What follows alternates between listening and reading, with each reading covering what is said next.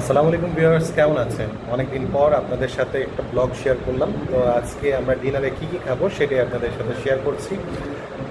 Basically share করেছি কারণ হচ্ছে গিয়ে এই যে শাকটা দেখতে পাচ্ছেন, এটা হচ্ছে গিয়ে পাট শাক। এটা আমাদের একদম নিজেদের মানে গ্রামের নিজেদের বাসার সামনে থেকে বাগান থেকে ওঠানো একদম ফ্রেশ শাক, ঠিক আছে?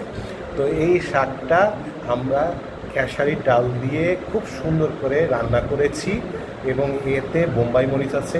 এইটা খুবই মজাদার। এর এর এটা কোন জায়গায়? বরিশালের আঞ্চলিক একটা খাবার, আপনারা ট্রাই করে দেখবেন। ভবিষ্যতে আমরা রেসিপিটা শেয়ার করব। এছাড়াও আছে হচ্ছে মাছ আছে, বেগুনের বেগুনে আসলে টমেটো দিয়ে মাছ ভুনা, আর হচ্ছে গিয়ে বেগুন আর মাছের তেল দিয়ে ভুনা করা, আর সাদা ভাত।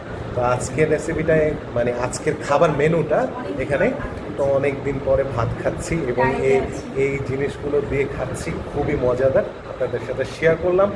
আপনারা কে কী দিয়ে খাচ্ছেন সেটা আজকে শেয়ার করতে পারেন। ধন্যবাদ সবাইকে। আসসালামু আলাইকুম।